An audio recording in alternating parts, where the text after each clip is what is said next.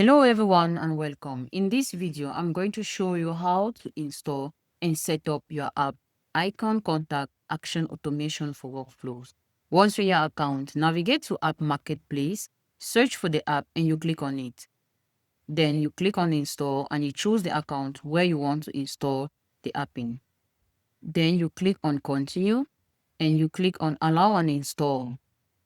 And you have this page where you're going to copy the custom menu link. Head to your account, head to settings, and click on the custom menu link. Then you click on create new to create a new custom menu link.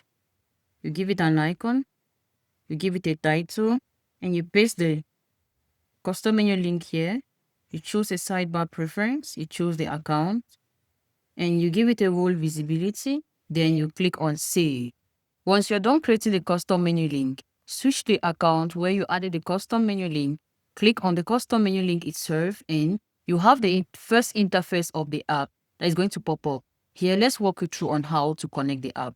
Click on connect, and the second interface is going to pop up where you have all the necessary features such as the documentation.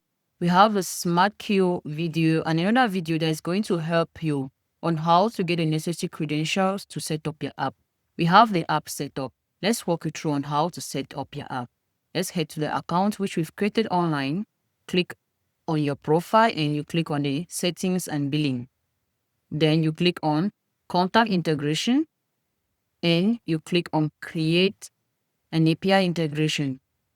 Then you copy your ID, head back to the account, click on start setup and you paste. Copy the user name and email. Head back and you paste. Copy the password and you paste.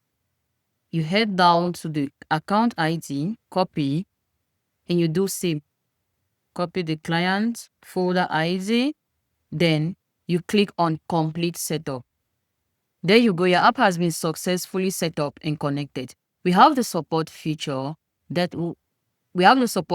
where you'll be able to create a ticket and as well book a call with our support team.